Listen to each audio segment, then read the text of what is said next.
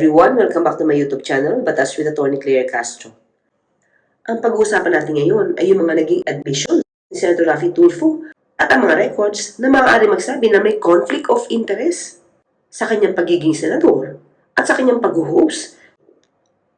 Ang pagpapatuloy ni Senator Raffy Tulfo sa pag-host sa RTIA habang siya ay kasalukuyang senador or public servant ay masasabing may conflict of interest. Ang unang pag-amin ni Senator Raffy Tulfo na ang may-ari ng mga videos na ina-upload sa RTIA ay pag-aari ng RTIA Foundation. Kaya yung mga YouTube channel at FB account na may income ay pag-aari ng RTIA Foundation. Ang RTIA Foundation ay pag-aari naman nila. Si Senator Raffy Tulfo bilang President at si Congresswoman Jocelyn naman ay ang Treasurer. Inamin naman si Senator Raffy Tulfo yung kanyang setup. Happy naman daw siya. Mondays to Wednesdays, sa Senado siya. Thursdays to Fridays, sa radyo siya. Happy ako sa pagiging isang senador. Nagagawa ko yung gusto ko. Kasi Monday to Wednesday, sa Senado, and then Thursday and Friday, dito ko sa radyo. Thursday and Friday, dito ko sa radyo. Paano ba dapat magtrabaho ang isang public servant? Mondays to Wednesdays lang ba? Hindi niya maaaring sabihin na nagtatrabaho siya sa gobyerno ng Thursdays and Fridays dahil ang pinupuntahan niya ay ang sarili niyang programa. Programa ng sarili nilang foundation. Foundation na pribado na hindi parte ng gobyerno. Foundation na bawat video at pagpoprograma ay may kinikita sa YouTube o sa Facebook account nila. Sa tuwing mag-ho-host siya sa programang RTIA, sinasabi nga niya tuwing Huwebes at Biyernes. At minsan ay may special occasions pa. Habang siya ay nag-host ay kumikita siya. At kumikita ang kanyang programa na kita ng RTIA Foundation na pag-aari din nila. Kumikita siya habang nag-host siya. And pagsamahin na rin po yung kinikita ko sa TV5 as an anchor, yung commercial endorsement. Pati na po yung premium ko, yung mga minuto na binigay sa akin ng TV5 para maibenta ko at akin yung benta. Pagsamasamahin yon.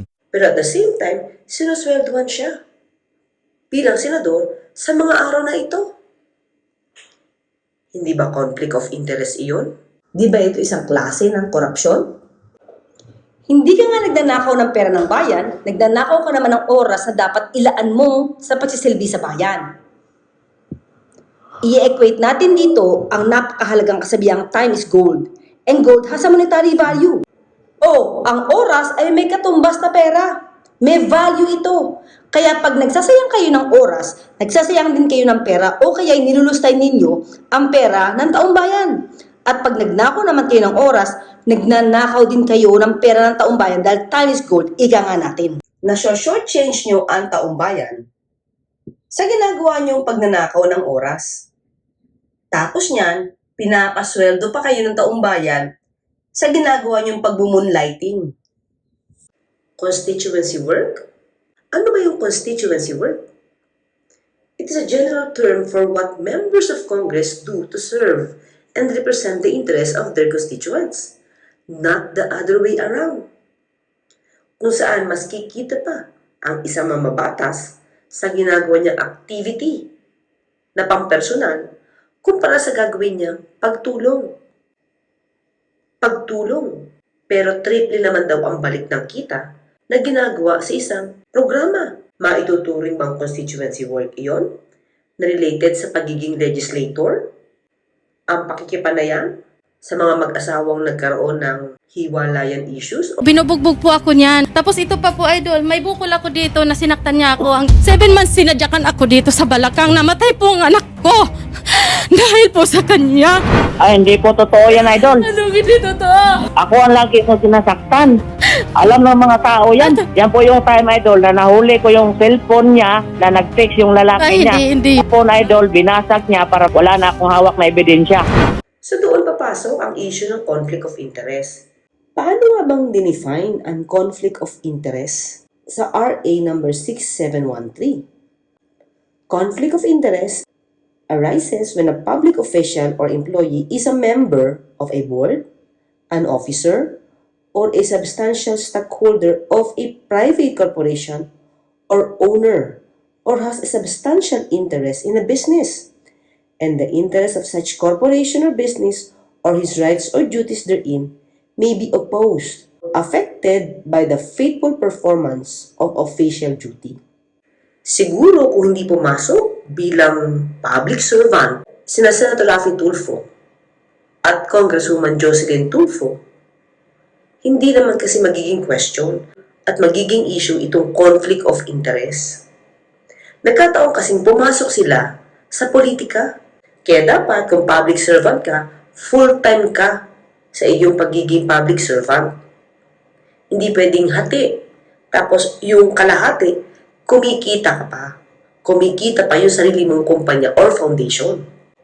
Pangalawa, inamin rin ni Senator Raffy Tulfo sa interview na ginawa ni Julius Babaw at inulit pa niya sa interview ni Richard Hiderian na nagagamit niya ang posisyon niya bilang senador para sa programa niyang RTIA. Ngayon na senador ako, mas madali ako makipag-ugnayan sa mga kinaukulan. Mas pinakikinggan ako. Tinatanggap agad yung tawag ko, sinasagot. Unlike before, nung ako yung regular simple broadcaster lamang, kuminsan binabagsakan pa ako ng telepono. Meron tayong proseso, Mr. Tulfo. A crime was committed, then you are responsible to Unless your man. proven, wala pang may file na kaso. Sir, it doesn't matter. Sir, I'll give you an example. Halimbawa, ako po, yung tao ko, kasamahan ko sa RTIA, may Ito ginawang, siguro, may pero ginawang kami, kalokohan. naka-observe kami ng proseso. Well, sir, cut the proseso. Ng mga iba't ibang departamento natin pamalaan, mabagal silang kumilos. Although kumikilos pa rin sila, hindi katulad ngayon na mabilis knowing na isang senador ang tumatawag sa kanila. Senado, a lot of people have been telling me years and years back na bagay ka sa Senado, malaking magiging tulong mo sa Senado. And I said, no way. And then, one day, nahihirapan ako na kontakin yung mga agencies ng gobyerno, especially the people that calls the shots para ilapit yung problema ng ordinary mamamayan. They don't answer my phone calls. Binabagsakan ako ng telepono. And then some people, yung mga netizens na nakikinig, nanonood, Idol, bastos siya na. Idol, siguro it's time that pumunta ka sa Senado. Dahil pag sa Senado ka, hindi ka na pwede isnabi. May authority ka. You have that authority. So, anong ibig sabihin nito? Ang pagiging senador niya, ginagamit niya para makapagdulot ng takot doon sa mga kausap niya at napilitang sumagot sa bawat tawag niya. Ginagamit niya yung power niya para sa programa niya, para daw makatulong. Pero maliban doon, nagagamit niya ang power niya para mapakita ang lakas niya, na nagbebenepisyo siya bilang senador. At mas lalo nang nagbebenepisyo ang programang RTIA na pag-aari ng RTIA Foundation. Lumalakas sa views at lumalakas din ang kita. Nga sa nagmamatigas ka Gusto mo? Gusto mo magpapahiring ako? Tawagin ko si Bonoan, pati ikaw. Gusto mo? At saka yung construction company, patatawag ko, pati mga eksperto. At doon, magigisa ka. Nasa ano naman po yan eh. Kaya nga sir, gusto mo nga sa hearing sir, lalabas ang katotohanan. So, yung power na ginagamit niya bilang senador, mas nakikinabang siya bilang politiko and at the same time, nakikinabang yung kanyang foundation. Ipinagbabawal din kasi sa batas ang solicitation or acceptance of gifts. Anong sabi ng batas? Public officials and employees shall not solicit or accept directly or indirectly any gift, gratuity, favor, entertainment, loan, or anything of monetary value from any person in the course of their official duties. Pero sinabi naman niya na ginagamit niya yung kanyang posisyon para madali niya matawagan. At karamihan dito, yung mga taong tinatawagan niya, ay hiningi niya na gawin ang kanyang request pabor dun sa mga taong lumalapit sa kanyang programa sa RTIA. Sa mga tao na nung Part po magtatanong talaga kayo. ng investigation, sir. Ayaw nga namin po ma-preempt sana, sir, yung Opo. aming Well, sir, ginagawang... pumunta po siya rito, so kailangan pagbigyan ko po siya. Sir, kaya po kami napatawag sa inyo. Is he considered as a person of interest man lang? Yes, sir. Lahat po, sir, ng based dun sa research namin, sir, kung halimbawa po sa description, kung siya po ay kakatawanin, sir, at kwan. Person of interest po sila, sir. Sorry, Colonel. Sorry. Kasi gusto niya po maklear yung kanyang name para Sige, lang sir, po sa sige, kanyang kapanatangan. Okay? Yes, sir. Yes, sir. Yes, Ang sir. dami niyo pong sinasabi pa, sir. Ang layo na ninyo. Ang bilis niyo pa magsalita. Na hindi niya kilala, pati drone. Siya po'y binibintangan na suspect na samantalang hindi siya suspect dahil identified na po ng mga pulis yung mismong suspect. So sir, pwede mo ba kami makahingi ng tulong at makaasa ng assistance ninyo na para mabigyan ng protection? Ito pong Yes, sir. problema. Yes, sir. At yan po yung ating gagawin, sir. Yakumulit ko, sir, pagpunta po ng mga nandiyan, sir, na complainant, sir, kami na po, sir, ang mag-a-assist, sir, dito. Opo, Sir Colonel. Sobrang thank you, Colonel Merino. Ha? Pupunta po kami dyan para i-endorse yung Yes, complaint sir. namin. Yes, sir. Maraming salamat, sir. Ibang usapan kasi yung mga politikong tumutulong at nagtatrabaho na hindi naman pinagkakakitaan. In the first place, trabaho naman nila yon.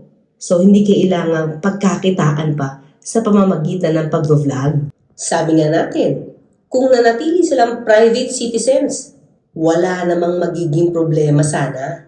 Sa pag-host niya sa RTIA, 3 goals ang na-fulfill. Tumulong, okay, given yan. Pero mas malaki ang tulong sa kanya bilang politiko, and at the same time, more views, more money gained by the owners of RTIA Foundation. Magkano ba ang estimate na kinikita ng RTIA? Ang sabi, tinatayang $87,000 to $333,000 kada buwan ang kita ng RTIA.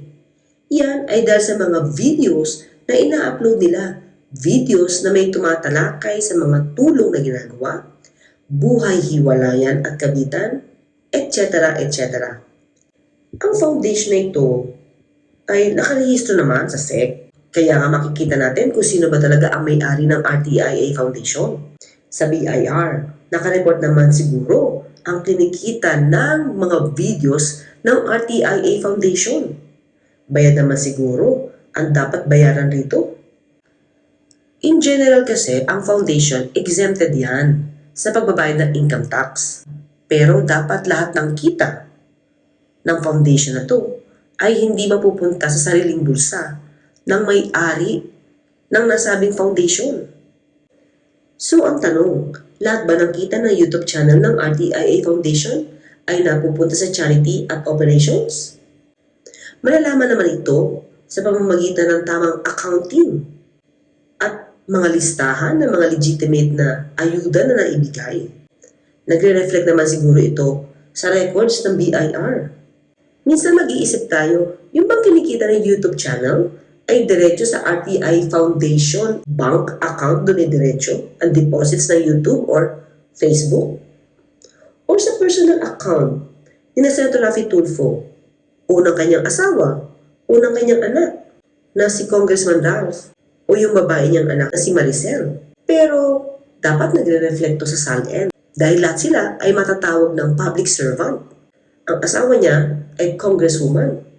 Ang anak niyang lalaki ay congressman din. At si Atty. Garrett na asawa ni Maricel ay isang public servant dahil tumatiyo itong chief of staff. Ang masama rito kasi, ang isa siguro sa problema rito ay nung inamin ni Senator Raffy Tulfo sa isang virtual press conference. Ako ra po ay kumikita ng 2 billion pesos a year. Halos malaglag po ako sa aking kinaupuan at mabilaukan at mapaso yung aking dila at nadura ko pa yung kape. Bakit kanyo? Ang layo po sa katotohanan. Hindi pa ako bilyonaryo. At never po akong kumita ng bilyon. Ever since na sinimulan ko po yung YouTube channel ko, hanggang ngayon, pag sumasumahin po yun, hindi pa umabot sa 1 bilyon. Much more 2 billion. And pagsamahin na rin po yung kinikita ko sa TV5 as an anchor, yung endorsement ko, commercial endorsement, pati na po yung premium ko, yung mga minuto na binigay sa akin ng TV5 para maibenta ko at akin yung benta. Pag samasamahin yon, wala pong 1 bilyon. Na yung kinikita sa YouTube channel ay napupunta sa pantulong niya sa mga kababayan. Pero inamin din niya na ang ibang portion ito ay napupunta sa kanyang pangangailangan, sa kanyang pamilya. Ito ang sabi niya. Of course, mayroon ding parte doon na nagagamit ko. I'll be lying pag sasabihin kong lahat na pupunta 100% doon sa tulong. Meron din pong napupunta sa akin, sa pangangailangan ko, sa pamilya ko. Ito pa rin ang pag-amin niya. He also said that he does not hesitate to spend for his mother, although it's a different story when it comes to his brothers. Nagagamit niya rin yung pera na kinikita ng Raffy Tulfo in Action Foundation para sa kanyang ina. Pwede ba natin unahin? Totoo ba, Sir Raffy, Idol Raffy, na 50 million ang kinikita mo sa YouTube? 50 million. Parang trending yun, ah. Nakaka-insulto naman yan.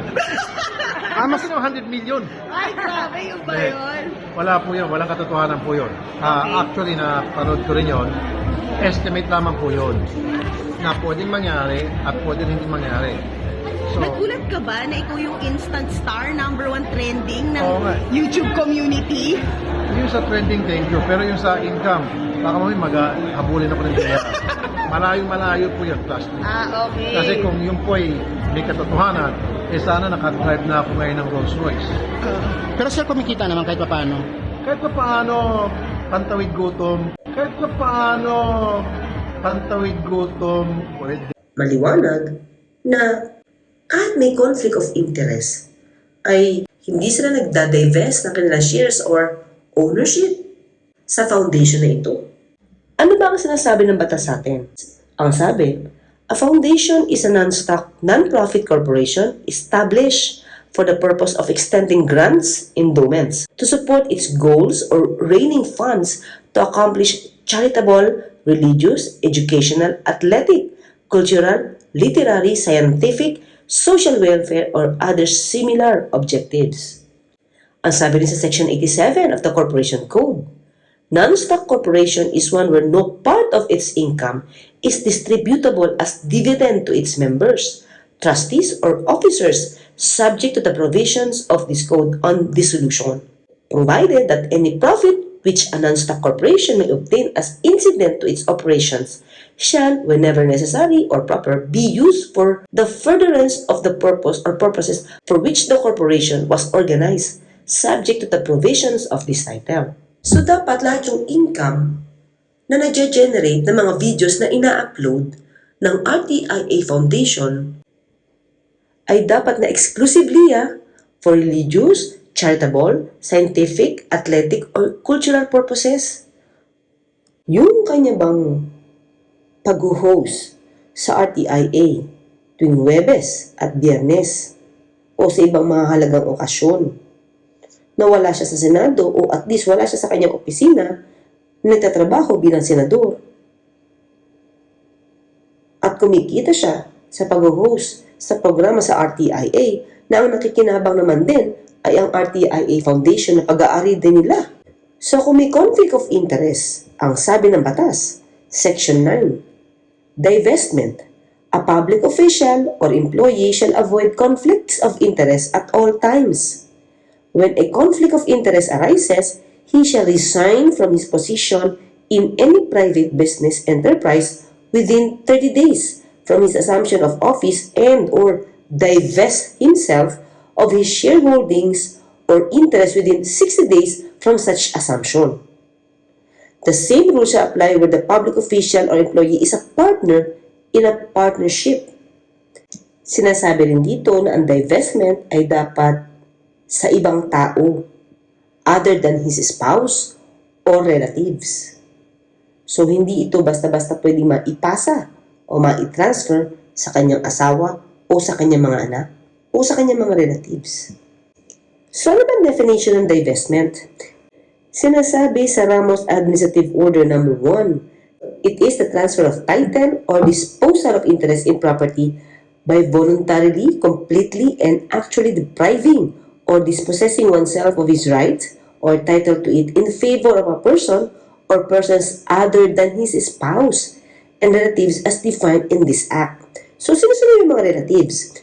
Relatives refer to any and all persons related to the public official or employee within the fourth civil degree of consanguinity or affinity, including bilas, inso, and balae. So, aabot ito hanggang sa pinsan. Sinama na pati bilas. Kasama na rito pati yung magulang ng asawa ng anak niya. So, halimbawa ng balae, yung tatay ni Atty. Garrett na si Atty. Danilo Tungol. So, kung magdadivest man ng ownership ang mag-asawang Tulfo, hindi pwede itong ilipat sa kanilang balae. Ang tanong nila, ito bang batas na to ay kasama pati elected officials? Yes, ang Republic 613 ay nag-define ng public officials. The term public officials includes elective and appointive officials and employees, permanent or temporary, whether in the career or non-career service, including military and police personnel, whether or not they receive compensation regardless of amount. At alam natin na ang pag-host niya sa programa niya ay pinapractice niya ang kanyang profession. Bawal ito sa ating batas. So, ano ba ang sabi ng batas? Prohibited Acts and Transactions, Section 7 of RA 6713. Engage in the private practice of their profession unless authorized by the Constitution or law, provided that such practice will not conflict or tend to conflict with their official functions. Pinapractice niya to during office hours, Thursdays and Fridays, na dapat ay nakalaan sa pagtatrabaho bilang public servant. Ano nga ba sabi natin? Nandoon siya sa kanyang programa, Huwebes, Biyernes, at patuloy na nag-host at patuloy na kumikita. Marami namang politiko talaga ang nagnanakaw ng oras ng gobyerno. At ang nakakatuya pa dito ay robbery in broad daylight. Matagal nang harap-harapang ninakawan ng oras ang taong bayan. Tapos yung oras na ninakaw ninyo ay pinagkakakitaan nyo pa. At ang palusitin nyo ay ang proceeds di umano ay napupunta sa charity. Pero di ba inamin mo sa interview sa ABS-CBN na yung portion na kinikita ng videos ninyo ay ginagamit yung pampamilya para sa inyong personal na pangangailangan? Kung magkano ang napupunta sa charities, operating expenses, at sa inyong bulsa. And of course, ito ay hindi lamang patungkol sa iyo, kundi sa lahat ng mga kasamahan mo na nagtatrabaho sa alinmang sangay ng gobyerno na nagpapakasasa sa buhay gamit ang oras at pera ng taong bayan. Ito pa ang sinasabi sa batas, Article 6, Section 14. He shall not intervene in any matter before any office of the government for his pecuniary benefit or where he may be called upon to account of his office. So, ang panghihimasok ba sa pag-iimbestiga ng polis para ang isang tao ay matanggal sa pagiging suspect, hindi pa panghihimasok yan? Sino ang nabibiyayaan yan? Of course, yung taong pumunta sa iyong programa. Dahil nagtanggal ng helmet, yung gunman? Sir, ang sa amin po kasi sir, hindi ko po pwede pa pong sabihin sir yung naging circumstances. Kasi ang misis po ng biktima sir dahil sa takot din po ay nasa Region 2 po ngayon sir sa Cagayan. Ngayon sir, pabalik po sila this week para i-check. Magka-case con po kasi kami sa... Colonel, yung kanya pong picture, kasi nandito na rin lang siya, kasi ang gusto niya maklear yung pangalan niya eh. So pagbigyan natin siya.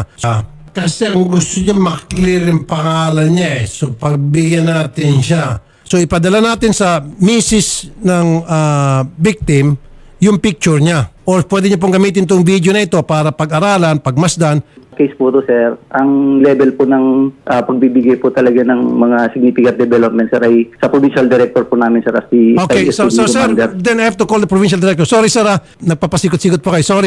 So ang akin pong sinasuggest, kung ibigay niyo po sa amin yung pangalan ng Mrs. or a way na makontak namin si Mrs. para maipadala po namin yung picture nitong nandito sa amin o dili kaya yung kanyang Facebook account, kung meron siyang Facebook account para pag-aralan ni Mrs. yun o dili kaya itong video na ito mapapanood ni Mrs. mapag-aralan niya. Yun po lang ang hiling ko po sir. Ang dami niyo pa pong pinasisikot-sikot. Maliwanag na ginagamit ni Senator Raffy Tulfo ang kanyang power, ang kanyang influence upang makapanghimasok at mangialam sa operasyon ng kapulisan para bigyan ng pabor yung complainant na lumapit sa kanyang programa. Tama ba to? At kapag ito ay napapanood ng mga viewers na nakakapagbigay ka ng pabor sa mga taong lumalapit sa iyong programa dyan sa RTIA gamit ang iyong powers bilang senador.